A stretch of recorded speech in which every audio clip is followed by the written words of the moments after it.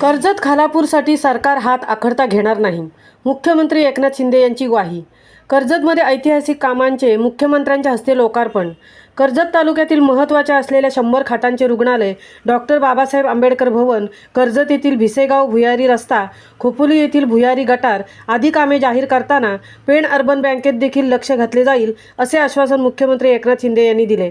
तर कर्जत खालापूर मतदारसंघासाठी सरकार हात आखडता घेणार नाही, अशी ग्वाही देखील मुख्यमंत्री शिंदे यांनी कर्जत येथील जाहीर सभेत दिली.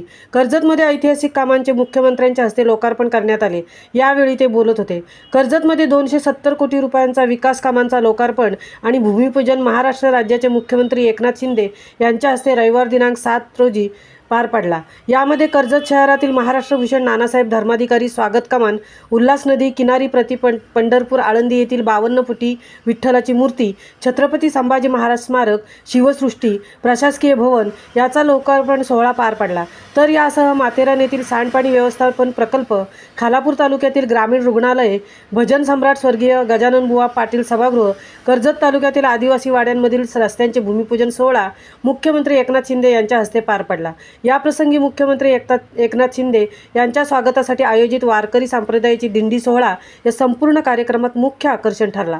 यानंतर कर्जत शहरातील पोलीस ग्राउंड येथे शिवसेना शिंदे गटाची जाहीर सभा आयोजित करण्यात आली होती.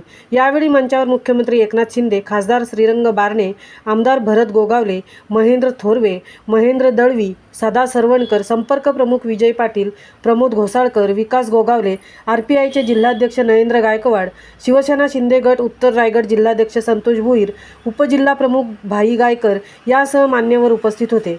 महामुंबई चॅनेलसाठी मिलिंद खरपाटील, कर्जत.